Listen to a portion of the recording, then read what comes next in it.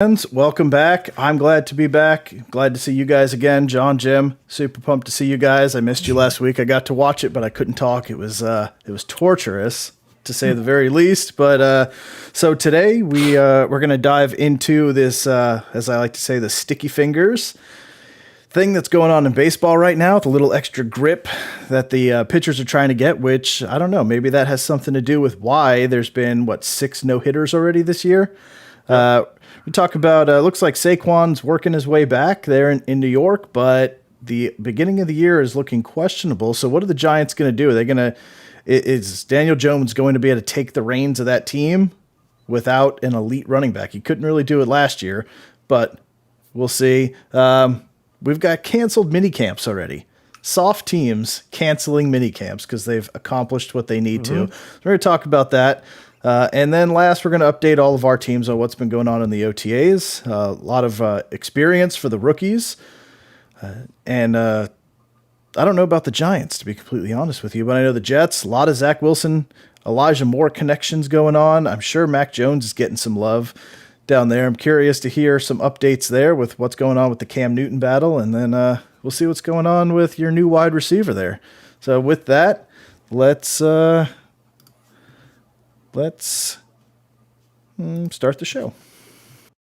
Welcome to the Bean Apple Podcast. Belichick, I text him all the time. He just doesn't answer. Somehow got mono. God knows who he was making out with. Somebody had given me 2 tickets to a check-in, and I had to run into a store. Came out, they broke my window, and they left 4 more tickets. All right. I still love that one. I can hear it a million times. I know. All right, so let's start off with this sticky fingers thing, and Garrett Cole being the new face of the illegal substance scandal in baseball. So did you watch that news conference or the press conference that he did when he was asked about it? Yeah. I thought something happened to the feed. So have you ever used Spider Attack, whatever? I don't. I think we lost the signal. Yeah, I have no idea. What is he supposed to say? Everyone knows that you've been doing this, right? Wait a minute. I see a head tilt happening. Here we go. I see there's a debate coming on. I want to be the last person to speak here because, boy, all right. All I remember is some bad juju said about Houston about cheating, and it shouldn't be allowed. But I can't wait to hear this now that it's a Yankees player. Okay, so I'm not gonna say this is cheating. So just because you're getting a better grip on the ball, so you don't have a loss of control and nail someone in the jaw with a 100-mile-an-hour fastball, I think they should. Yeah, to me, it's the same as a batter holding a bat with batting gloves and pine tar, right? He needs to hold that bat tight because he doesn't want the bat flying. He wants to have control. The pitcher should have a grip on that ball. Otherwise, it is slick. It comes out, and it was more prevalent in the colder months. But I'm all for having a better grip on the ball so that you can control where that pitch is going to go. You don't like it. Okay, you don't like it. Is that all you got, Garrett Cole Jr.? No. So I'm not. Listen. I'm not even talking about just Garrett Cole. I remember Michael Pineda. They showed it last night again. Michael Pineda pitched the first inning. Then he puts a slab of black pine tar in his neck and standing out like glow in the dark, and they threw him out of the game because you can't be that blatant about it. But everyone, they touch their bill, they touch under their shirt, they have something to get. They have a rosin bag. So what is the difference between the rosin bag to get your hands sticky and something else that makes it more sticky? It's still sticky. It's either take away everything or allow it. It's not against the rules. Today, it's not against the rules. What's allowed? What's allowed? The rosin bag. It's on every pitcher's mound. Yeah. That's what's allowed, right? Mm-hmm. Now, can the hitters go up with wood glue on the bat? Can they just make up their own rules? So I was reading about this sticky fingers stuff. And okay, yes, it does give the pitcher a better grip. Well, of course it does. It's called sticky fingers. But it also allows the ball to break. And what one God, where's that? Please let me find that article. I'm going to look for it while we're talking. Some people claim that it makes the ball impossible to hit because the way it breaks when it comes to the plate. So, like Joe alluded to, how many no hitters we got? 5, and we're in June, like early June. Well, June 10th. We're a third. We're a third away into June. So, how is this not cheating? How are people not getting mad at this? I mean, come on, we're messing with the integrity of the game here. But I believe this is widespread. I think everyone's doing it to some degree, and I think they've been doing it for decades. Back to Gaylord Perry, everybody's been doctoring balls one way or another, spitting in their hand, whatever they got to do. It's using their sweat. There's a way to do whatever you need to do with foreign substance. Even guys with nail files in their pockets back in the 70s. Necro, remember the time he kept it out of his back pocket? Threw it right out. I don't have anything. But I mean, I think that, it's they would have to have something in the rule book now that says you cannot use these substances, right? Just like when McGuire was hitting home runs, right? It didn't say he couldn't use it. He used it. He hit the home runs. Everybody loved it. Baseball was great. And then, oh, wait, that's illegal. You can't get in the Hall of Fame now. I mean, come on. Yeah, but so if they write it up this offseason and say, starting next year, no more, or they're going to crack down this year, and after every inning, they're going to come up and say, let me see your hands. After the third out, let me see your hands. Or some wicked curveball. You like that wicked, John? Some wicked curveball comes through, and then, all right, a timeout. I want to feel your fingers. I mean, is that what it's going to come to now? They're going to have to check every half inning, every inning, every ball that goes in the dirt. Let me see what it is. Let me see how it's sticky. So gaining, and I agree with Matt. It's probably been done for longer than 50 years, Matt. I completely agree. But it's gaining a competitive edge, or else they wouldn't be using it, right? Yeah. So it's cheating. It's having more control. To me, it's just having more control of the pitch. You still got to execute the pitch, right? You still got to execute. You still got. So that's like saying the steroids. That's like saying you know what pitch is coming. You still have to swing the bat and hit it. Right. You still got to hit the ball. So then what's the big deal? Why can't we just steal signs and relay them in? No, that's not the same thing. Why not? You still have to swing the bat. What if I don't swing the bat? Then it doesn't matter if I know if it's a curveball. What I'm getting at is So if it was okay, and Matt, I agree. Jim, I agree with you. I don't disagree. I just disagree with how we're looking at it. So it's cheating, whether we want to call it cheating or not, or else Cole wouldn't have acted like Gase up there when he took over for the Jets. Oh, the Jets making it in the show. Again, the Jets. We're only 4 minutes in, and the Jets are in already. I know. Alex, I agree. They did receive no punishment. I get it. So there's a rosin bag there for a reason, right? There is. You can't put pine tar up past the trademark of the bat, right? I mean, everybody remembers the George Brett episode. That was one of the greatest things. Do you guys remember This Week in Baseball when there was 4 channels and you had to watch This Week in Baseball to catch up on all the baseball? Man, I love that show. And I still remember showing George Brett because it probably broke in on like Channel 5 here for 15 minutes and then it was gone. But I completely get it, but it's gaining a competitive advantage. It just is. So if not, Cole kind of answered it in a way, the older generation has passed it down to the younger generation. Yeah. I mean, you can say that to anything. I'm sure there's been performance enhancing some sort of drugs other than steroids passed down. You know what I mean? There's always something passed down to gain a competitive advantage. That's right. But it is. I mean, do I care? I mean, what Harris used the Vaseline ball in the movie Major League. I mean, it even made it into a movie. You know what I mean? It was Bob Uecker calling it. Here comes the Vaseline ball because he said, he got the bar doll under his hat, the snot, the jalapenos he rubs up his nose to get a little snot. I completely get it. But sorry, I'm a movie quote guy. You guys know that. But I get it. But it's still gaining a competitive advantage. So equal cheating. But you know what? I don't care. I truly don't. But what I don't want to hear is pitchers crying about it because they have that rosin bag there. I'm not going to defend them. If somebody's whatever Cole used that night and got caught, Yeah. Well, I mean, they should investigate it, see what it was, and go from there. But I mean, so even that, so he pitched after that and he had a low spin rate, they said. I mean, but that could be a lot of different things. He could be the type of pitch he's throwing. But then last night, he pitched a great game, struck out Donaldson the first 2 times they got up. He got him out every time he played. He got to the plate. And so, you would have to assume he's not using anything last night.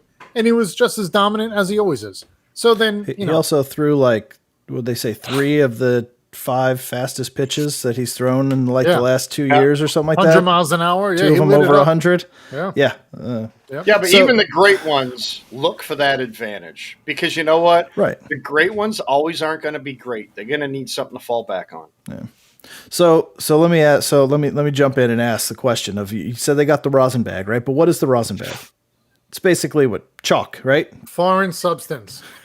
Well, it's allowed, right? It's an allowed substance on their hands to do what though? But it's chalk to dry your hands off. Right. To dry your hands off. So that's all they get to use, and they have to hold on to a ball and throw around relatively smooth baseball with just a little bit of chalk and powder on their hands to keep it dry. On the flip side, the batter gets gloves with, either leather or kind of tacky, sticky stuff on it. They get to cover the bat in pine tar to add even more grip and stick to it. And all the pitchers get to do is put a little bit of powder to keep the sweat off their hands. How is that an equal advantage for both sides? Like, to me, it seems extremely skewed to the batter's advantage. If you want to make it fair, then take away the pine tar, take away the batting gloves. You get to go up there with a stick. He gets to go up there with the ball and battle it out. And that's it. You get the ball, you get a bat, nothing. No chalk, no pine tar, no batting gloves, nothing to help you get a better grip on that bat. So how do you create an equal playing field? So what's the first thing a pitcher does when he gets a new baseball? Rubs it. Rubs the shit out of it. Yeah. Rubs with his the hands. shit out of it. With his nails. They grow nails. That's why they cut into the ball. They do things like that. They cut into it. They kind of grind it up. I mean, they can't be super smooth baseballs. They just can't, or else they'd be flying everywhere. But I mean, that's what the rosin bag's for. So right now in baseball this year, it's the lowest batting average league wide in 50 years. Oh, it's disgusting. All a pitcher has is a rosin bag. So tell me where the advantage is. Well, what do they need anything else for? It's in spider tack. That's where the advantage is coming from. Right, but is everybody using it? Or is it just Cole and a couple other plays? I don't know. But all they're legally allowed to use is a rosin bag. You always see pitcher going to the bag. Always. I mean, shit, we used it in Little League. Because in the summer, your hands sweat. And I'm sorry, those disgusting nylon uniforms you had that didn't breathe sure wasn't soaking up any water off your hand, man. No. That's why you had the wristbands. That's why you had everything. Maybe a shirt coming down your sleeve, wiped it down. But, I mean, we had a bag of chalk, and that's what it was. I remember taking it. Trying to be cool like the major leaguers. Puff it up, puff it in back, on top of your hands. Kind of flip it over like a hacky sack. 12 years old, you're a badass on the mound. Right. So, I mean, what, we're going to allow, Vaseline? Are we going to have legal substances on a baseball? How are you going to control that? Tell me how you're going to control. They're not. They're not. Right. Well, I guarantee you they're going to start. They're going to start. They're going to start policing it more. Yeah, but I mean, think about how many pitches are in the dirt, get nicked. The catcher will hand it to the ump. The ump takes a look at it, sometimes rubs it off, throws it out, or keeps it in. So how many times does that umpire grab the ball and he's like, wow, what the hell is this? Dipped in molasses? I mean, no. I mean, you never see great anything. Molasses spill. You never see anything like that. What's the average length of a baseball in a game? A pitch or two. They're getting fouled off after a couple. The umpire's taking it and tossing it. Right. What is it? Maybe 2 batters at on average. So how much you would need a bucket, actual substance? Yeah, how much are you going to get on there? So to have like a little bit of tack on your fingers, as opposed to going and putting some chalk on it. What's the difference? If it serves the same purpose, but if it's also making the ball drop, Joe. I mean, everybody keeps talking. We need more offense. We don't want better pitching. What I'm hearing is you guys want better pitching. You guys want more pitching in a game than hitting, because that's what it's going to cause. If it's going to cause, like I read this article earlier about how it's going to make a ball impossible to hit because it's going to drop ginormously the second it gets to the plate. I mean, we're going to, probably make games a lot quicker, but they're going to be 3-2. And that's supposedly what everybody dislikes. But I'm saying, I don't understand what else is going to happen. They're using it already, right? Okay. So all of a sudden, JD, Endeavor, these guys are hitting like crazy this year. They didn't hit the last couple of years. So now we're talking about, the pitchers are unhittable. You can't. Meanwhile, the Red Sox have a resurgence, and they're hitting everything.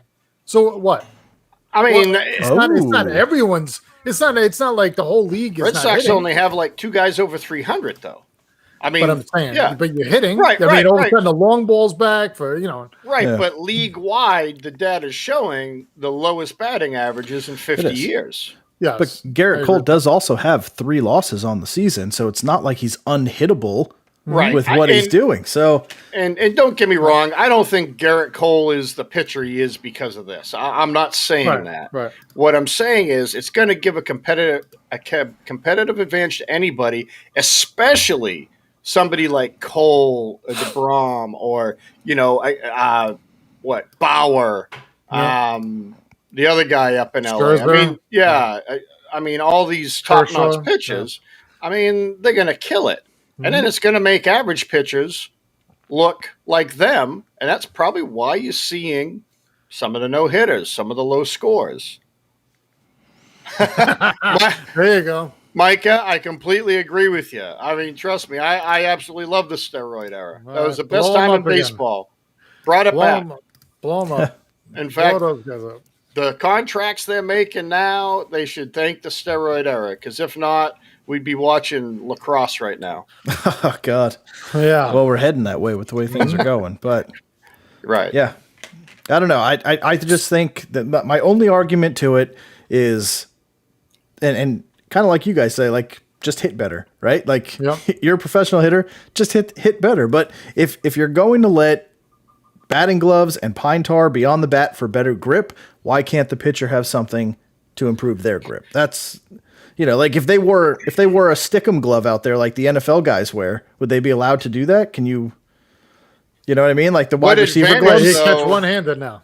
What advantage Oh. does the hitter get, though, putting pine tar on his Hold glove? on. To Hold on to the the bat. bat. That's it. That's Yeah. it. Doesn't make it quicker. Doesn't make it anything. What advantage does a pitcher get? Obviously, by some of these Spin. reports, quite a bit.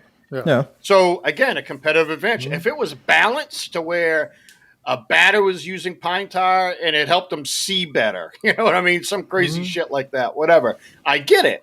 But if one of the two is going to gain an advantage over the other, then we're going to keep seeing 2-1 games, 3-2 games. Yep. And then the hitters have zero chance of hitting a baseball. Yeah. So that's the only reason I'm saying it.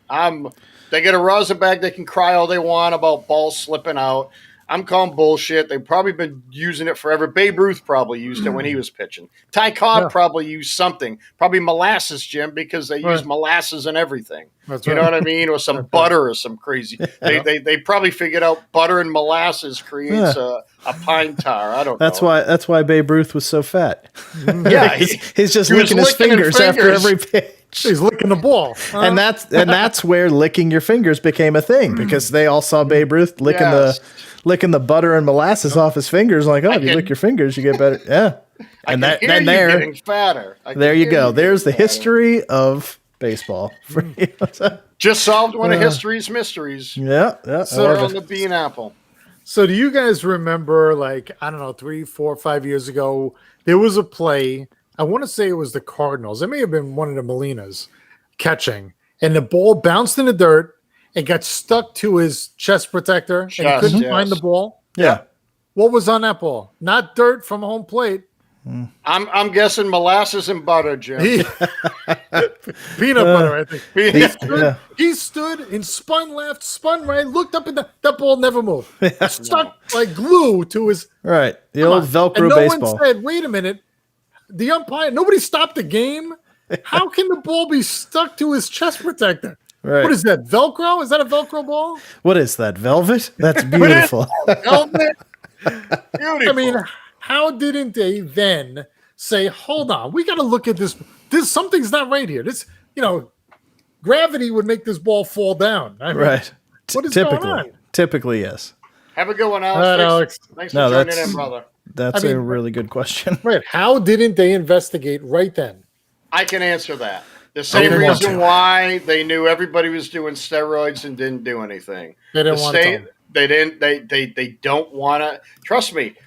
They want fans to watch the game. So if right now no hitters are popular, and that's what everybody wants to see, great pitching is popular. That's what fans want to see. Yeah. Man, that's what they're going to give them. But I guarantee you, the second stadiums start legally filling up, and they're not being filled, man, we need to get some fans in here. All right, let's get the juiced up baseballs we made back in February that have like a friggin' some sort of Super Bowl. Super Ball in there, like a softball with the what color dot was it? The blue dot softballs that would friggin' if it Yeah. Gold dot? Is it gold dot. Thank you. Where they came off the bat like Oh, they just explode. yeah, it's like the flames in that video game there when a football's thrown. Madden when they throw the flame ball, it's like that's what it was being hit at you. I mean, that's what's going to end up happening because they need fans. Everybody wants to watch a fun game, and like Micah said, man, can you think of a better era since we've been alive during that time with McGuire and Sosa and Bonds and I mean these average guys getting jacked and Brady Anderson hitting 50 home runs. Yeah. Mm-hmm. Right. Yep. I mean, you think back to like the greatest times in baseball. You think back to, the Eminem brothers pushing for 62 and, McGuire and Sosa pushing to break that record. I mean, that's Canseco and McGuire, when they first started the Bash Brothers, right? Yeah. That's what you want to see. God, I mean, think of every major sport, right? The 4 major sports, they all have all-star games. They all have events that revolve around the all-star games. Hitting, yes. The home run derby is the only thing that nobody even watches the Pro Bowl, much less the stupid games that they play in between. No. Hockey, I don't even know what they do. Basketball just has their, no defense game. 200 to 198. Right. But baseball has an event during their all-star game that is more popular than all the all-star games themselves for the other division because people are just crushing home runs. That's what you want to see. Right. You want to see that ball going 550 feet and landing in a river in the next state. Like that's just, you need helicopters to track the balls. Yeah. Like that's what I want to see. Give them metal bats and let them hit it out. That's right. That's right. Make it a 1,200 foot field and just ping and just let it go. So I remember that when Richie Sexson signed with the Mariners and they were talking about him doing batting practice and he brought a metal bat out and was hitting them out of the stadium. Wow. With the metal bat out because the whole outside of what was Safeco Field is open air. They just roll the roof over, but it's an open air stadium. So there's nothing out there. Just crushing them out over into the railroad tracks that are behind the stadium. Like that. How cool would that be to see? Just 600-foot home runs off a metal bat. And man, when you hit, I mean, I know wooden bats sound good, but when you hit with a metal bat and that thing goes ting! that ting, and it's just that's. Would you want to be playing third base or short or pitcher with standing up? Oh man, can you imagine metal that? Bat? No, what's the you would die. 230 off the bat. It'd be like the cartoons. We're going to fire a gun right next to him. We're going to see. Yeah. The cartoons when it goes right through you and you just look down. You're look down. You're like, damn it. Wow. Hole right through the glove. Oh, it'd be awesome. But no. And who remembers like the times of Ken Griffey Jr. with his hat backwards, sitting in the dugout, having a great time, and all these sluggers coming up. Yep. I mean, the home run contest was always the best. Yep. I mean, even as a kid, and then they kind of turned it into whoever wins gets home field for the World Series. I don't like that, but at least they're trying to keep it somewhat competitive. Like Jim was talking, it's going to be, 200 to 198, and the NHL All-Star game is 14 to 11. It's just boring, But Yeah. I mean, at least that game has something. And the home run hitting contest, man, that is just oh God, That's man. the And best. back when McGuire and all them were doing it, what a time in baseball. It's just unfortunate they were doing what they were doing, not being the role models for kids. I get it, but nobody gave a shit while it was happening. No, because it Of was course, just great. right. When did they look at it? After the season, after the next season, when they way started after. getting Rafael Palmeiro and they're putting them in front of court when they were okay with it. You know what I mean? They're putting these guys in. But anyways, I won't go on to soapbox about that. I think it's bullshit. But I mean, I'm with you guys. But like, I think Matt, you agreed with me. Oh my God! So since you agreed with me, Matt, I'm going to say congrats to the OU national champ softball team. They won today. I seen it. Good for them. Good for them. I mean, I didn't watch any of it. I'm just not a softball fan. But hey, good on them. Good on them. It's usually, I mean, I used to love watching the women's softball tournament back in the day, but it's always on in the middle of the day. Right. So it's like almost impossible to catch. But I mean, those girls can just, I don't know how they can crush those balls because they're so fast. Like those the quick pitches underhand are pitches amazing, are just, man. I don't know how they do that. I don't know how some they of those throw that hard. I mean, thinking like way back to when I was like Jenny Finch and what was it, Kat Osterman? I can't remember the other ones, but man, they were so. I remember they were telling a story about Kat Osterman. I believe she was the Texas Longhorns back in the day, but they said that her parents used to have to like put protective stuff over things in the house because she would sleepwalk and pitch and just break stuff in the house in the middle of the night. But she was incredible. You go look at her stats; they're incredible. Pitch, yeah, sleepwalk and pitch. She would sleepwalk and she'd just be chucking balls in the house. Like that's dedication. You imagine that? That is something incredible. But she had so many like perfect game, no hitters, like just crazy strikeout games. Just the level of domination. Like if it was a guy in like the baseball tournaments, the college tournament for baseball, the level of dominance that she had was insane. Like just like Nolan Ryan strikeouts compared to everybody else type of a thing. It was crazy, but yeah, definitely good on OU. They did something, right? Right. I mean, Matt, so it's good that their softball team can win because their football team probably never will again. So don't worry about it. But Matt, I did read something. OU may get into it next year because they want like 12 teams in it now. So it looks like they want the Big 12 teams to actually make it every now and then. Oh, man, I love it. I can't wait till football again. I don't want to wish the summer away, but I can't wait. Yeah. Oh, God. But, yeah. So that's where I'm at with the Rosenbag, too, man. It's just, I don't know. Yeah. Hey, so quickly, I'm looking this up real quick. In her professional, I guess there's a professional career, National Pro Fast Pitch. She's the career strikeout leader with a 10.9 per game and 6 no-hitters. But her career earned run average, 0.91. Her strikeouts are 1,260. That's insane. I mean, and her record, 1,260, and she was 95-24, and she had 1,260 strikeouts. It's amazing. In 120 games. That's amazing. Which I guess goes to the 10.9. That pitcher's mouth is a lot closer too. What is it, like 45 feet or something? I mean, as soon as it comes out of your hand, even though the ball's this big, you got to be swinging immediately. Yeah. Those girls wind up, and man, I don't want to be in a batter's box for that. Yeah, it's insane. But she was just, I remember watching her and just be like, my God, one of five NCAA pitchers to strike out 1,000 batters, have 100 wins and an ERA under 1, and average double-digit strikeouts. Amazing, just dominant, absolutely dominant. She was crazy to watch. But all right, so speaking of football, why don't we roll into some football news here? So I think we can start with the. There you go. Speaking of football, the girls go harder than Cam Newton. It's very true. You know what? That's funny, Matt. I'm gonna laugh. That was good.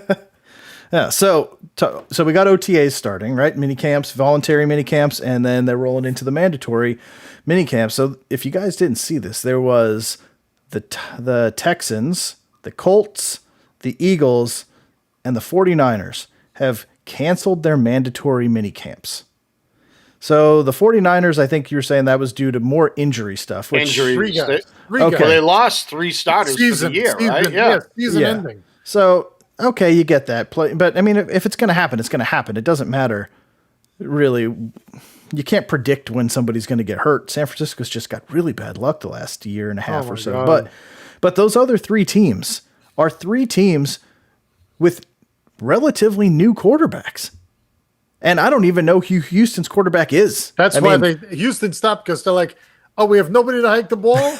Everybody go home. You don't want me to do it? No. Yeah. So Watson didn't show up to voluntary, obviously, because he still doesn't want to be on the team. And they said that this is what their coach said, that they had accomplished enough. They had accomplished what they were attempting to accomplish. Good. What does that even mean? How do you accomplish what you were intending to accomplish when your starting quarterback wasn't there and you don't even know who your starting quarterback is? You don't want to give extra reps to 2 or 3 of the guys that are fighting for what's going to be the starting position on that team. You're going to wait until training camp starts to start getting these guys a couple more reps. It's like, I can't wrap my mind around what is going. That Texans team is going to be one of the worst teams in the history of football this year. I mean, it's insane. You have the opportunity to at least get 3 more days of reps with backup quarterbacks and their receivers, and you're not going to take that opportunity. I can't understand that. I mean, maybe they all had appointments scheduled for massages potentially, but but the other teams too. Carson Wentz, you make a huge trade. The Colts make a huge trade to bring him in. They don't want to get hurt. And you're not getting hurt. He probably Bingo. But all he has to do is walk down the stairs and he'll get hurt. But you noticed a lot of teams though, Joe, stopped him after what happened to San Fran. I mean, San Fran lost 3 legit starters. I believe 1 off the O-line too. Mm-hmm. So it's like, I don't know. And who knows? Maybe they're not coming in football shape. Maybe they're gauging these guys coming in and they're like, okay, we're pushing them probably too much. I mean, they're not even wearing pads. They're wearing a helmet and a T-shirt, and then what? They're going to start in July. They can hardly hit anymore during practice. Yep. They don't hit much. Excuse me. You don't think these are connected? Of course they are. They've got to be, right? Of course they are. So, I mean, San Fran, I get. You know what? You need to call it. I mean, last year the season was riddled with injuries. It's looking like it's going to happen again. You know what I mean? I mean, God, it's unfortunate. It sucks to see any team lose players right now, never mind during the season. But my God, it's June. It's June, and they have 3 starters out for the year. You might be wrong on that. Whoever goes to San Francisco might be landing in the best place because the way that's going, that team it's just going to be 2nd and 3rd string guys across the entire team. You're right. I mean, it's going to be tough. You know, we'll see if their guys from last year come back. How are they going to come back? Right. Then you got to bank on them to come back to what they were. Right. And that's a hard thing to do in itself. But yeah, I mean, that's tough. Man. Yep. But a lot of these quarterbacks, man, I feel like they need the time with the offense to get used to. I mean, defense is, you could do a lot of defensive work, but that rhythm of pitch and catch, and like Peyton Manning was huge on it. Brady, huge on you need to be on your spot when you're supposed to be on your spot because the ball's going to be there. And I know like both of them, I mean, Brandon Stokely and Marvin Harrison, those guys would talk about they would run the same drill over and over and over and over again. And they needed to be in that spot without fail. Right. And the ball would be there every single time. And how do you do that when you do a 3-day voluntary minicamp and then I don't see you guys again till the middle of July? So I think a lot of teams too, Joe, like I even heard like Matt Stafford was throwing with the Rams, just him and the wide receivers. So I think now, and I think like Brady and them kind of started this, or it's probably been going on for a while. But I know Brady used to go to Montana with all of his wide receivers, and on his ranch or whatever he has there, and they would just run drills out there. They're doing it in LA. I believe Stafford's doing it. I thought Wentz was doing it in Indy as well. I thought they got together and quarterbacks and wide receivers got together. But still, you're not around the whole team. I mean, there's 90 players at these OTAs right now, right? Yeah. Because they start with 90, and then they cut down to 53? It's 53, right? Yeah. So you figure, 37 of those players aren't going to be there. So why wouldn't you not want to see as much as you can? Right. I'm floored by it, but I mean, if that's so I was listening to Sirius. Like I told you guys, I listen to it every day driving back and forth out of work. It's only about 15 minutes each way. And Jim Miller, who's on I can't remember what show he's on, but Jim Miller, former Bears quarterback, great analyst. If you ever get a chance to listen to him, he's really good. So he was saying that if you're going to say you've done all you can, don't tell your fan base come July, August, and September when the games start that X player didn't know the playbook. He wasn't ready. Right. X player wasn't ready because right now you just told your fans that there's no improvements on June 7th when approximately 30% of every NFL team has a turnover, except maybe Tampa. Except maybe Tampa this year. They said 25 to 30% of your team is going to turn over every year. I didn't realize it was that high. Right. I mean, that's plus to huge. mention your complete coaching staff overhauls too. Yes. And you lose coaches and the Texans here and there. are one of them. Oh my God. I mean, that should be they should be begging for more time. Yeah. Never mind stopping it early. Not only that, but the Texans coach has never held a coordinator position before. No, much he's less brand new. a coach. Brand new to everything. Right. Everything. And you don't want the opportunity to spend a couple more days before things really heat up And Right. Well, maybe that's the problem. Maybe it's too hot. Yeah. Maybe it's too hot in Texas. I mean, it is warm down there. I'm sure it is, but still. So another thing Jim Miller said was, I see the Houston Texans with the number 1 pick next year. You know, and I mean, it's just going to happen. It's going to be rough to watch. I think even if Watson plays, they're in trouble. Yeah, they really are. But that I don't see Watson. I don't know what's going on with that, but yeah, that team, even if they're not, like you said, you have a huge turnover and Watson hasn't participated yet. Yeah. So he's got new wide receivers. He's got all new wide receivers, all new running. I mean, the whole running back. All their running backs are new. Yeah. You got Ingram. You got Burkhead.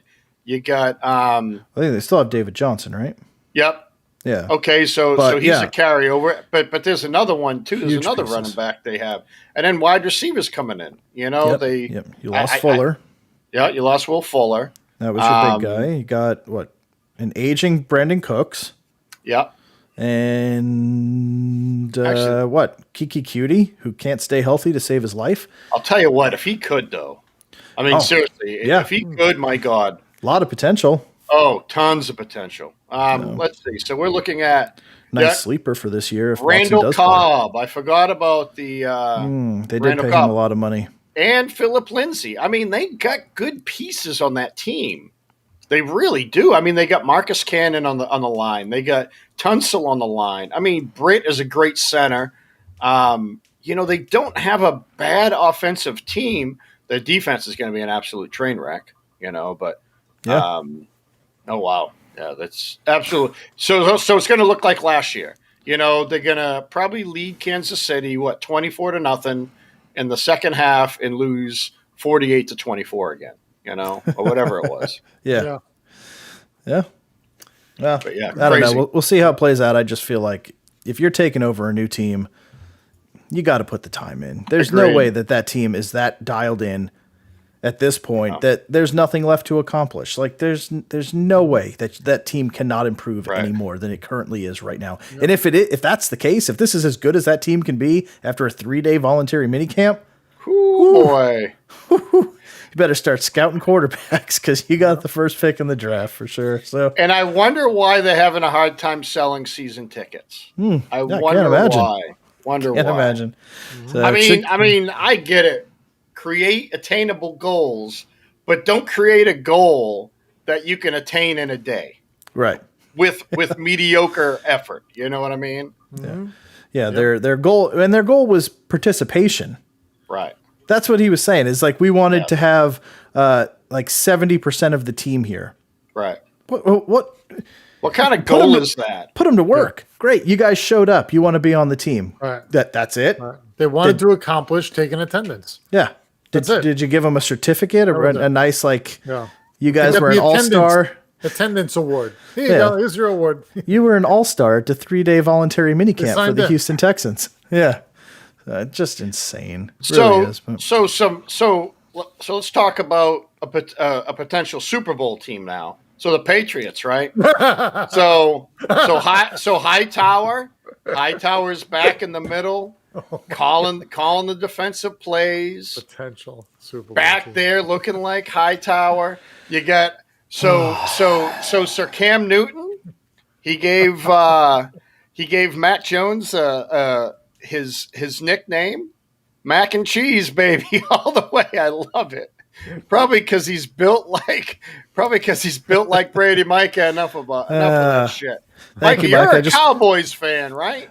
Wanted to make sure I wasn't hearing incorrectly, but I guess the fans heard the same thing. Hey, every year the Patriots have a chance because of Belichick. You just wait and see. I can't believe that Cam Newton all by himself came up with Mac and Cheese for a nickname. I mean, I don't even. I can't even imagine how do you make that connection? I mean, I don't know. But I like it. So one thing I like. So Mac Jones, I'm going to give him credit. I haven't heard really how he's doing. You know, Belichick still makes him wear number 50, which I love. But so he's coming out and saying all the right things. He's saying all the quarterbacks are working together. They're all trying to help each other. You know, whoever wins the job is going to be because they all got him there. Man, he already sounds like Brady.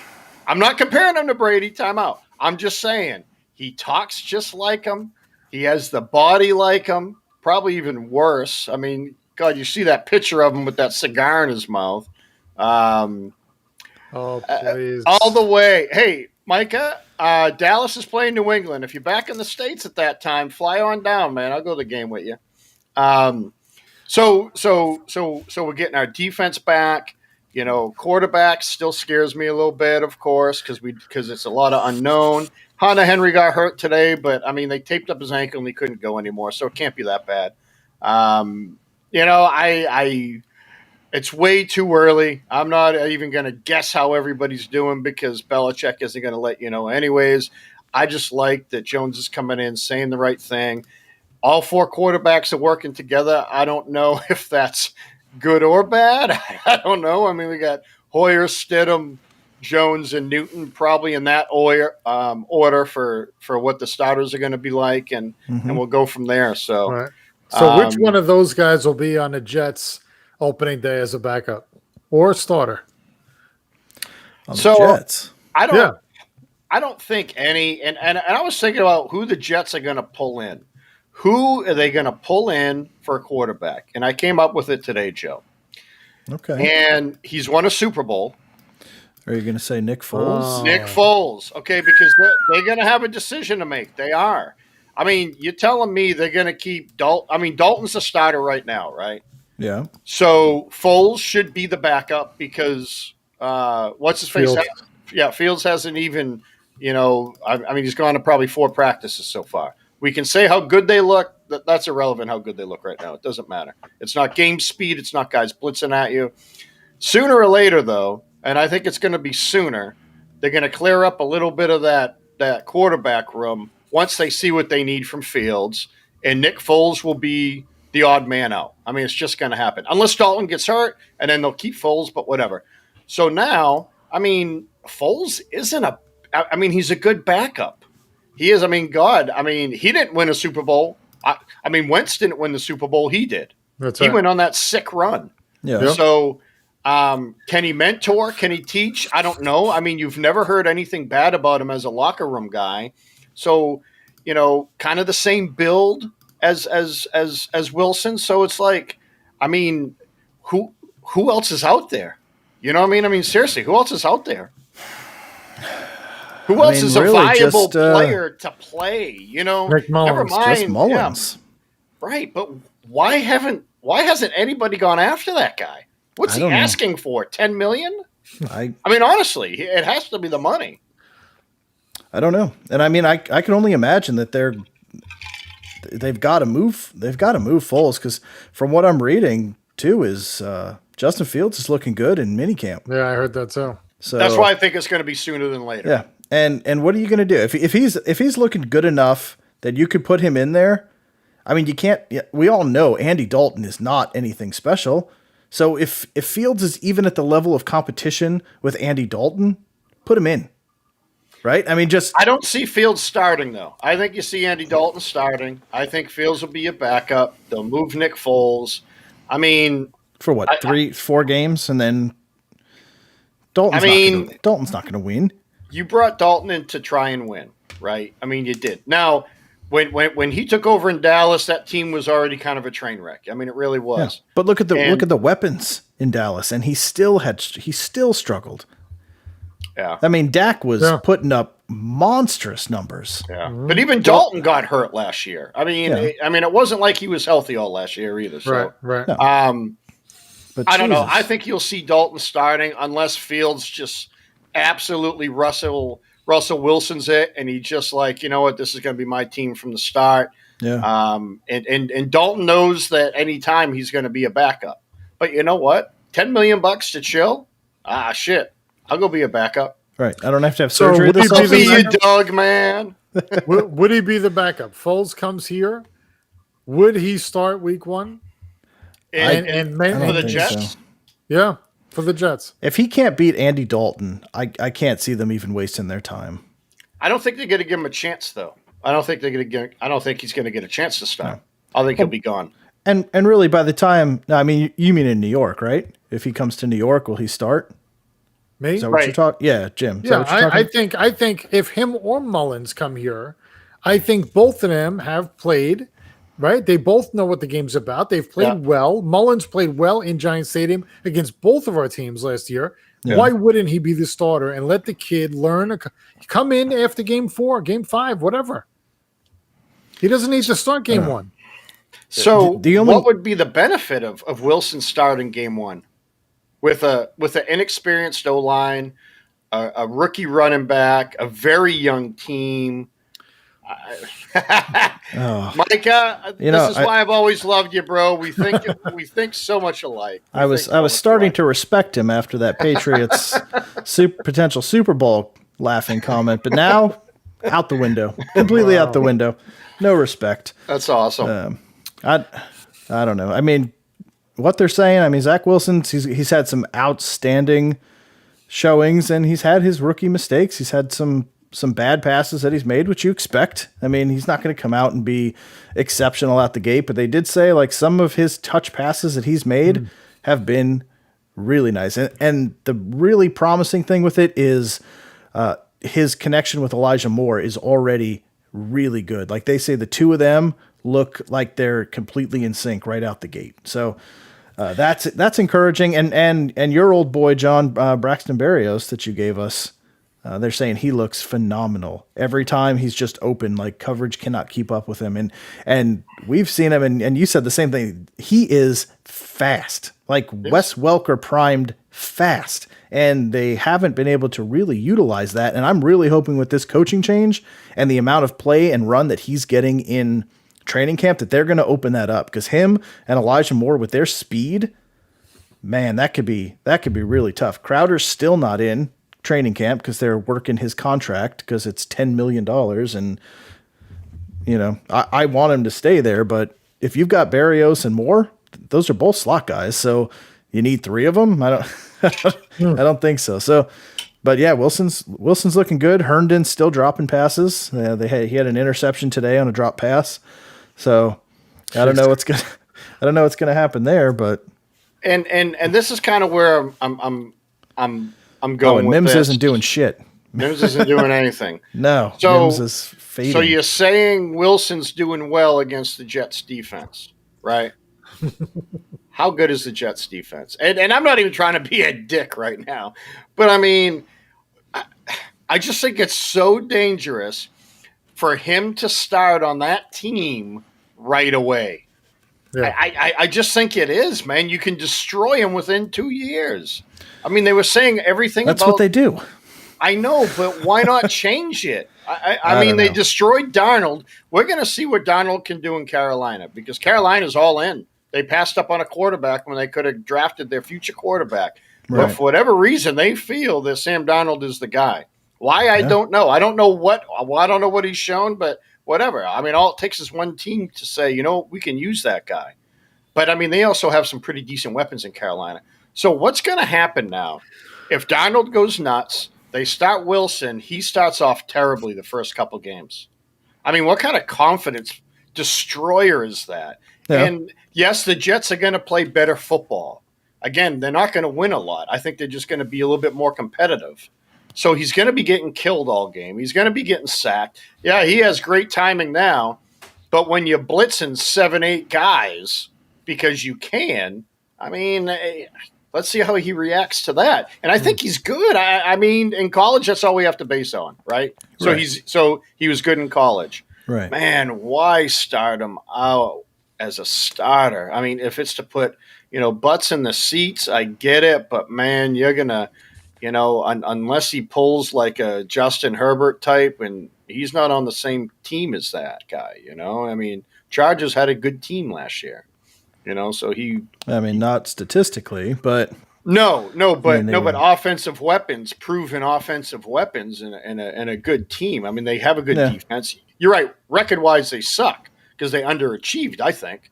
But they were in a lot of tight games, though. They sure were. A couple of point, 2 point, 3 point losses, 1 point. All year long, and it was one bad play, and it was probably because I'm sure Herbert contributed to that. Mm-hmm. His touchdown to interception ratio looked great, but how many times did he not get that 3rd and 7 where he threw it behind a receiver or something? Right. I mean, that's what we're not going to see. I mean, you've got to and I fully expect that from Wilson. How could you not? But I think the only promising thing of it is one, if he's looking good and he's making those passes, that tells me that people are where they're supposed to be. He understands the play and the receivers are where they're supposed to be, and he's putting the ball where it should be. And if he did the same thing in college though. He made those tight, accurate passes, and if he's doing that still against NFL, and I know the Jets have terrible cornerbacks, I know that, but they're still NFL players, and if he can put the ball exactly where it needs to be, nice tight coverage, and the receivers can come away with it. That's a good start. It's a good start. It's telling me that the offense knows it's picking it up. The young guys are picking it up, and it's going to be growing pains, but it's heading in a positive direction. So that's what I want to see. I want to see that the accuracy, the play calling, the recognition, and the speed. I want not thinking about the play and where they have to go, but just execute. You know what I mean? Yep. So we'll see. I mean, I got you. I just think that team is just. Obviously very young, of course, and starting a rookie quarterback, man. No, 6 they wins. don't. That's where I'm putting them. I say 4 or 5. I'd say 5 is their ceiling. But again, I'm not dogging them. I'm not trying to be a dick. I just think they're going to play better football. But I think they're going to run into the same thing the Chargers did. They're going to need that 3rd and 7, 3rd and 8, and that throw just isn't there because they're going to blitz 8 people, 9 people. You know what I mean? They're going to blitz everybody, and they're going to freak out. And I mean, but to get experience, that's a situation you have to be in. But all you got to do is burn somebody once, and they're not blitzing 7 people again. Yeah, they're not bringing the house at you. But until you can prove you can make a decision within 1.4 seconds, and right. And what was it what was the Michael Jordan quote where he's taken like 230 game-winning shots that he's missed, but he's learned, but every one of them it was something to learn from or something. Yeah. I mean, you got to take the shots, and you're going to miss more than you're going to make. But when you make them, it's big. So, Matt, I agree. The Jets do have talent, and that's why I think they're going to play better. I do. I think they're going to play a lot better than last year, just because of the coaching, just because of the discipline of that team. But they're just so young. Just such a young team. What would be interesting too is if you're saying they win 4, a lot of seasons, a 4-win team has the first pick in the draft.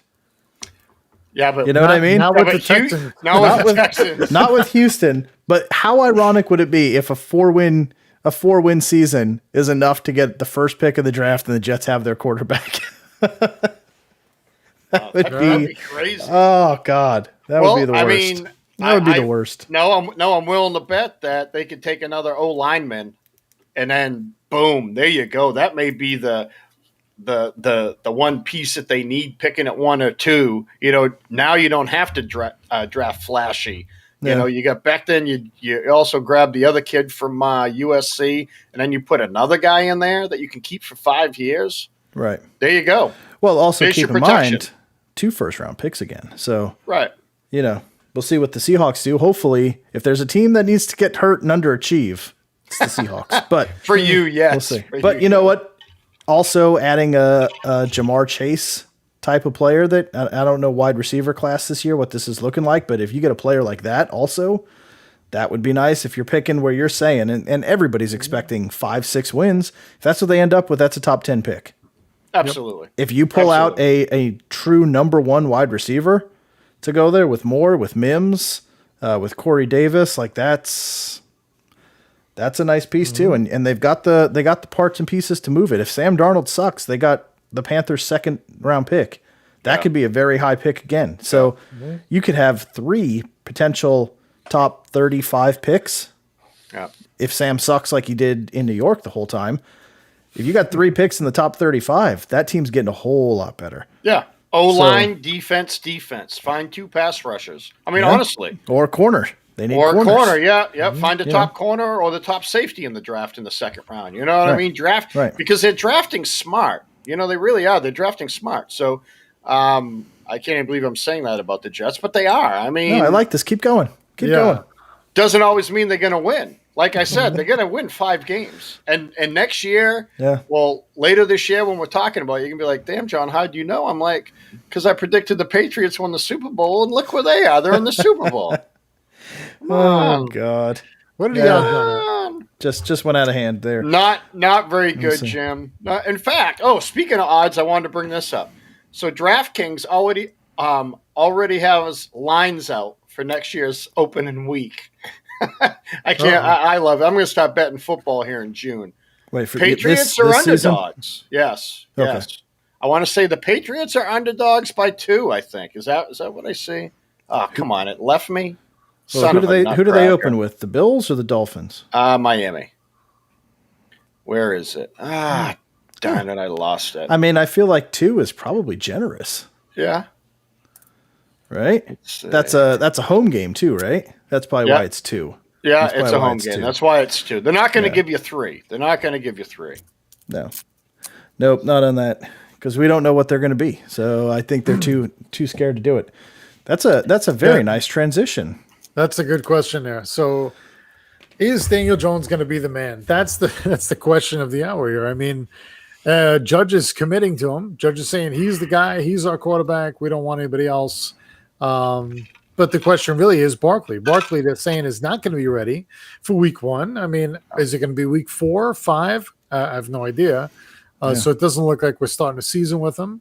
Which gives you Devontae Booker as your number 1? Devontae Booker, yeah. And you got a couple other guys back there. But, yeah, not Wayne Goldman. No, we had to get rid of him. Yeah, for Booker. For Booker. So where did he go, Jim? Where did he go? Out west. Hold on, I'll find out. You said out west? I don't remember. I don't remember him getting signed. Yeah. I don't either. Wayne Gallman is now with the 49ers. There you go. I just pulled that. Wow. There you go. Out west. Wow. Good call. Yeah. So yeah, I mean, this is the year we're gonna decide this year what's gonna happen with this guy. I mean, Jones is. A Judge is committed to him, and he did. He played well. I mean, he filled in what we needed, and pushed a line and really made some key plays. And what's interesting too, Judge. I don't know. I was really surprised they get rid of him. I didn't think they were going to. But Judge, they were saying this week, is looking to have some practice games with the Browns and with the Pats. You hear that up there? Really? They're talking about having. Yeah. He's like he has connections to Stefanski and to obviously Belichick, and they're talking about having some scrimmages, with no teams that are going to play dirty, which I'm surprised they're including the Patriots. Me too. To just really Garrett Cole. break Really? up, yeah, to just break up the monotony of just playing against yourself, right? Offense and defense. So I don't know when, but he was talking about that either earlier today or yesterday, to get out there and do some of that. But who's the dark horse? Giants? I don't know if they're my white horse too. I mean. So but you run into the problem that the Jets ran into, I think, last year with no backfield, and you're putting it all on Daniel Jones. That's what happened to Sam Darnold. Everything was on him because if Frank Gore was in the game, load the box. Yep. Yeah. We're going to bring Brandon Jacobs back. He's trying out to be defensive end. I love that guy, man. I did see that. I did see that. Somebody. I did see that. I wish I could put a tweet out on Twitter and people would actually friggin' read it. Yeah, wouldn't it be he great? puts, hey, just give me a chance. Hell, you guys just give the Bean Apple a chance because you're going to love it. I'm going to tell you that right now. Yes. But no, go ahead. So maybe the Giants will sign him as a defensive back and say, you know what? We're going to put you in the backfield. Good. Goal get line. that first down like you did against the Pats to win the game in the Super Bowl. Can you do that? Can you get over the line? Can you just get through the line? We need 1 yard for that first down. 4th and 1. Give it to Jacobs. Yep. But we'll see. But he's going to run into that issue. He's got nice weapons, but there's nothing back there that's going to keep the defense honest. No. So he's going to get some heat. Blitz all game long and without the other question ever is, getting burnt. Is he going to be able to move? Is he going to be mobile again, or is he still limited like he was at the end of the year? Right? I mean, because when he was running, he was able to get the first down and run around the line and outrun guys. So he's got some speed, but I'm hoping it's going to be him. I mean, we added some other pieces for him, right? Big names, and now we'll see. We got Tony and we got Galladay, and But we'll see if we can hit him. We talked about that even during the season, that the entire path to victory for the Giants is his legs. If he can't run, he can't beat the car. He just looks terrible. Run and he doesn't have Barkley, then it's a problem. Yeah. Right? Then they're just going to load up the box and he's going to have to beat him with his arm. Yeah. And hopefully some of these guys, Slayton and Ross, and somebody can get open, because it's going to be 1-2, throw that ball up in the air. Right? Yeah. But they had good receivers last year. I mean, if you look at his numbers, I think only Cam Newton had worse as far as throwing. They're like Sam Darnold stats. They're terrible. Yep. They really are. I mean, they had decent receivers last year. They had Gallman last year, which I can't believe they let him go. I'm floored at that. I mean, and now he's going to sit behind a four-headed monster in San Francisco, which I don't understand either. But I just don't think Daniel Jones has it. And you're right, with Barkley out, I mean, that's huge. I mean, if he doesn't play for the first 4 weeks, are they going to win a game? And I'm not even being a dick again, but they're going to win the first 2. With Daniel Jones, I mean, what has he shown that he's going to win games? I mean, you should have the same. You probably have the same concern I do about Cam Newton, because after watching last year, I mean, honestly, our 3 quarterbacks were probably the worst in the NFL.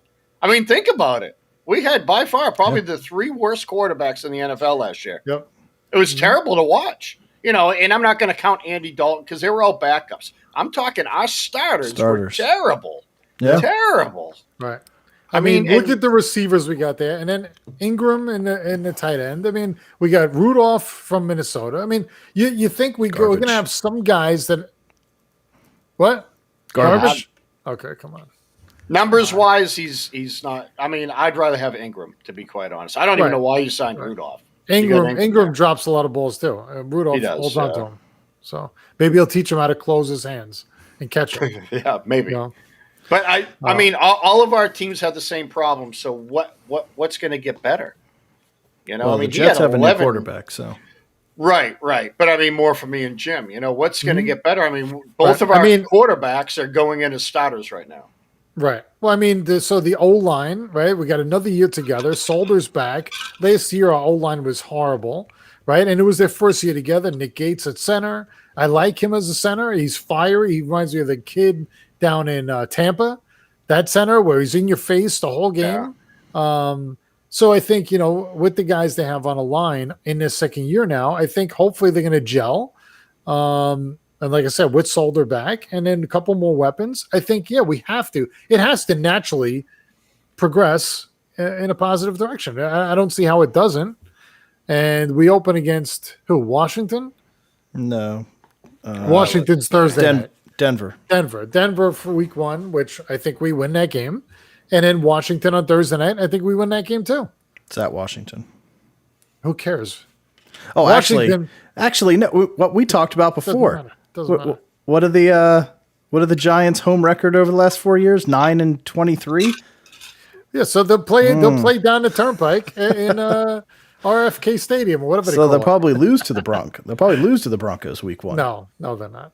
Can we bet on the Washington game right now? What do we got? Just bet on the Washington game. I'll you know what? I'll straight, or with points. Jim, I'll give you 3 points.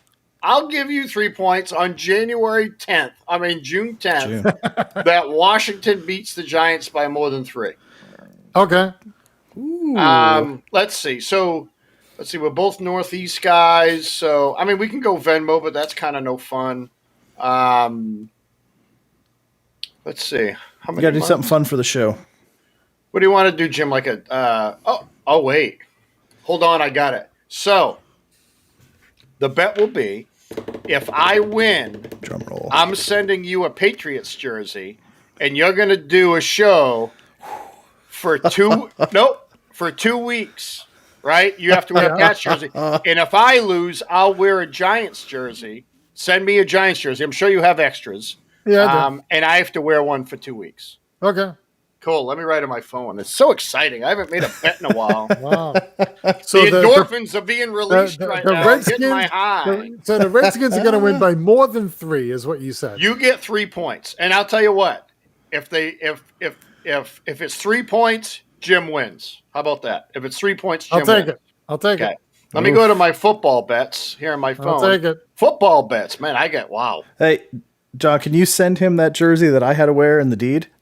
Oh, that's the one. I feel like that's the fitting. That's the punishment jersey. That will be the Tom Brady 50th anniversary Patriot jersey. Absolutely. And then I'll have a picture of you and him wearing that jersey in the background there. So it'll be you wearing an Odell Beckham jersey. Ooh. Don't worry. You're going to be wearing number 13. Yeah. I'll take it down from my. And I'll just run my mouth the whole time and act like an asshole. You got to highlight your hair. You got to highlight your hair blonde or put a wig on. Do a blonde wig with. Look, I said jerseys, man. I said jerseys. Just a blonde wig. Just a blonde wig. Then Jim has to eat avocado ice cream on the air. I don't know what that is. I don't know what that is either. That's Tom Brady's avocado ice cream. Because you'll be wearing a Brady shirt. Ooh, a Brady shirt too. Ooh, that will really chap your ass. Yeah. Yeah. More than 3 points. No, that's good. No one loses if Drew Lock plays except the fans. That's awesome. Oh boy, that's awesome. It's a good thing Teddy B's going to be beating up on you there. Teddy B, Jerry Jeudy.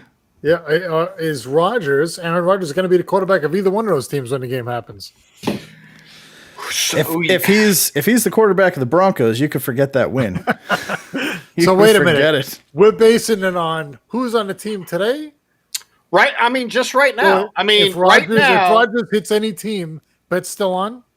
Yeah. It is right now. It's right now. I'm giving him up. Matt, give up the 3 points. All right. No, man. See, that's the thing. It's just Jersey. I already wrote down on my phone. I got like 9 bets already, and it's only June 10th. I love it. Good. We're gonna have to make a website so we can have a running list and keep everybody in tune. We just can't put the dollar value on there in case my wife is watching one of these days and she sees that one with Jacob. I don't think she'd care for that one too much. What's this? 1,000 bananas? Yeah. Now, what's 1,000 bananas, John? Oh, it's just a banana bet. Don't worry, honey. Yeah. Um, Bought a But- plantation. It's not a but- big deal. But so back to Rodgers, and we got a couple more minutes left. But so I didn't think that there was any chance that Green Bay would trade him. And Jim, I think you said a couple weeks ago that Rodgers is going to force him to. The more this not going. lingers, He's the not more going. exactly. And now he's facing a fine up to what, $90,000, which I know is chump change to him probably, cares? but it's still 90 grand, man. That's a lot of money. I don't care who you are. But man, he's not going. He's not even like talking anymore in the media. He's like done in the media. And when I start seeing these scary little quotes come out from the Green Bay front office and head coach, hey, we're doing everything we can to repair this. That means it's still not repaired, and that was a couple days ago. Yeah. When you got the president, the GM, and the coach all saying that publicly, so are they almost trying to like guilt him into coming back to turn the fans against him? You know what I mean? What technique is that they're trying to use here? Because if they really wanted him back, they wouldn't be going to the public. They'd be going straight to him. There's no need to go public. When have you ever heard like Belichick go public or Parcells go public? You don't. So they are in fear mode right now, absolute fear mode. And man, I honestly think, and it's just like Deshaun Watson, I think the longer this goes on, which I think Watson's a little bit harder to deal, but I mean, it's looking like he's going to be able to play this year. So, I mean, he hasn't been charged with anything. So as of right now, he can play.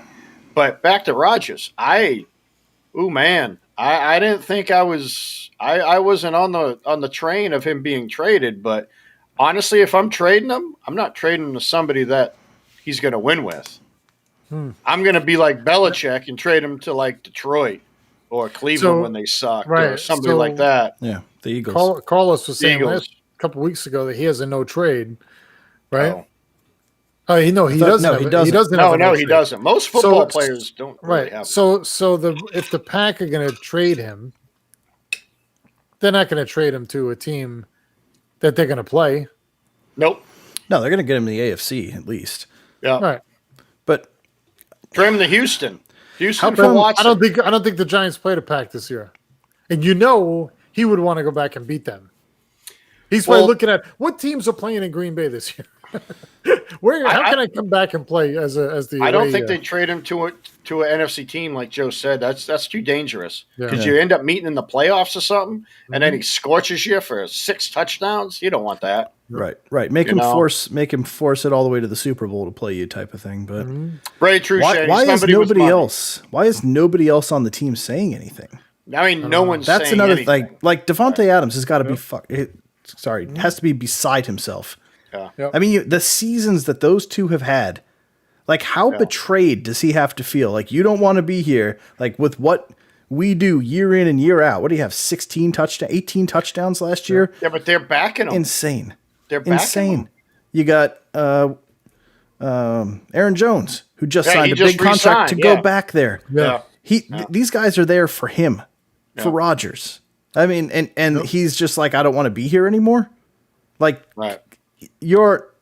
this is us. This is our team. Like, if it's me, I'd be like, look, dude, you're either with us or you're not. Like, and if you're not, then we're gonna say you're not, and we're moving on. Like, if I'm Devontae Adams, are you with me or are you not? No, okay, Jordan Love, let's do this. Like, I'm done with Aaron. I don't even know if it'd be Jordan Love. I mean, you don't think so? He didn't even dress last year. No, but he's taken all the snaps in training camp. That's probably good, but So- I don't know. Let's see, And Devontae Adams. how long do you deal with it? Right. If you're the front office, you drafted a first round quarterback that was being compared at the time to Patrick Mahomes' style of play. I mean, that's why they traded up to get him, because that's how they were comparing him, and that seems to be that's going to get blown out of the water way too much now. Everybody's going to be compared to Patrick Mahomes, but if you valued him that high to trade up in the first round, how long are you going to mess with Rodgers? How long are you going to do this distraction before you just say, all right, fine, let's move on? So here's an interesting tidbit, Joe. Adams is an unrestricted free agent next year. Oh boy. So now the Packers would not only lose Rodgers, Adams next year in free agency. You think Adams is coming back to Love? No. You have to pay him $25 million a year if Well, that's it what you depends want. what the kid does. Depends Right. what the kid does. Yeah. Yeah. If he comes out like Joe Herbert or Joe Burrow or Justin Herbert, maybe you stay there. Maybe you build something, but I don't know. I mean, I guarantee you he's going to follow Aaron Rodgers. You know what I mean? Wherever Aaron Rodgers ends up going, I guarantee you that's where Devontae Adams goes. But like Shaney said, I mean, who knows, Shaney? Maybe if he gets traded, maybe he won't want $40 million a year. I don't know. I mean, maybe he's that pissed off that he just wants to stick it to Green Bay the last couple of years. And, I mean, he's making tons of money, I'm sure, with the State Farm commercials. You know, he's always going to have that. I mean, he's a Jeopardy guy. They'd probably pay him an absolute grip of money because, you know, kudos to Jeopardy trying to keep that going. But without Alex Trebek, man, I can't watch it. But with Aaron Rodgers, I did. I mean, it was fun to watch. Really was. Maybe because I'm a sports guy. I don't know. And I liked it. But I don't know. I mean, they're going to have to pay him. Or does he do like a Brady type contract? Give me $20 million and I'll win you a Super Bowl. You know? You go to Denver, that's an instant contender. Instant contender. yeah. He's going to make those young receivers a whole lot better than they are. You know? Yeah. With Judy and KJ Hamler, and they drafted Javonte Williams. Yep. They already have Melvin Gordon there. And then As what's well, his you got name? Noah Fant, Courtland Sutton, Fant. I mean, that's a They got- and then you got Melvin Gordon at running back, right? Is Gordon running back there? Gordon and Javonte Williams. Yeah, that's right. Yeah, that's right. Right. So even with Teddy Bridgewater there, they're not a walkover team. Teddy Bridgewater's better than Drew Lock. Yeah, Teddy Easily. Bridgewater's So- starting next year. He's going to start. So you throw those 3 wide receivers, 2 of them now in year 2. You throw a Melvin Gordon and a really good Javonte Williams running back in there. I mean, you got a lot of pieces, and that tight end, top 10 tight end. So, and he's going in year. Is this year 3 or 2 for him? I think 2. No, 3. 3. This year 3. Yeah. And he looked good when he got the ball. Man, he looked good. So yeah, that team's going to be hard. They'll probably go in and knock the Giants off in week 1. Then they'll go down to Washington and Lose there. that's Thursday night. Like Fitzy plays on TV. So you got to And deal that with that. defense is ferocious, man. Sorry. Yep. Without a running Defense is game, ferocious. without a running game. Yeah. Whew. Chase Young, watch out. Yeah. Oh, man, that's going to be rough. Falcons with Kyle Pitts there. Who's going to stop him? Bradbury. You think so? Yes. Oh, Saints. Saints are going to be a huge disappointment this year. Yeah. But I'm not going to lie. It sucks Saquon's hurt, but that makes my bet with Jacob feel a little bit better to start the season. I'm not going to lie. Sure. Just a little bit better. Cowboys, Rams, Panthers, Chiefs. That's going to be an interesting stretch. Yeah. You got the Bucks in there, Dolphins, Chargers. I don't know, Bears at the end. Justin Fields is going to be playing by then. If he's as good as John says, I mean, that's not that doesn't give you warm fuzzies. We'll see how it goes. But yeah, at least it's Yeah. at the Bears. You have a chance to win. Yeah, that's right. Well, Soldier Field in In what's that? December, January 2nd. Beautiful. Yeah. Beautiful. Ah, that lake wind. Oh, it's so gorgeous. Yeah. Anyway, all right. So let's wrap it up with that. I think that's a good beating Yeah. and a good bet. We haven't had a bet in a while since Pretty pumped. since Jacob. So Jim, you're going to look good in that jersey, man. You really are. You're going to look really good in that jersey. Odell Beckham. It's going to New England. You can hang it up for me just to see what I would have Actually, had to or wear. maybe I should let you wear Eli. Maybe Eli's better. Eli or Odell? Eli, Yeah, I just bit my bottom lip off. Maybe Eli. That's a better do you one. have a David Tyree jersey? I could get one. You should pick one up. David Tyree jersey and a helmet. He's got to wear Oh the my God. he got to wear the helmet. With the Dude. football Yeah. stuck to it. The Yeah. football stuck to it. Oh, that'd be so awesome. What I was can't the wait. Can't what was wait the for this. skit that year when Justin Timberlake hosted the ESPYs? And wasn't it like a joke where he walked by and he put a piece of gum on his helmet on the sideline or something like that before Well, he went Saturday out? Night Live. I think it was Saturday Night Live. That's too, right. that That's they right. did it. Yeah. There you go. Yeah. And then he hosted the ESPYs that year as well, and kind of killed it then too. It was kind of neat. So Well, we started the show with sticky baseballs, and we ended it with a Sticky helmet. Yeah. That's good. And that's how we tie everything together, close the that? loop. So. Full like circle. always, like Yeah. Full always. circle. All right, so we'll roll with that and close it out there. So guys, thank you again for coming and joining us, talking some Yes. sports. Love you guys. Can't do it without you. Always make sure you subscribe. Tell all your friends. Tell all your family. We're still gaining more subscribers. We're getting pretty close to that 100 goal. Here we go. And then we're going to keep rolling from there. So please spread it at work. Spread it at holiday events. 4th of July is coming. Tell everybody on the block to subscribe. And until Monday, please have a safe and fun weekend. Enjoy the summer. And we will see you guys on the other side. So for John, for Jim, I'm Joe, and we'll talk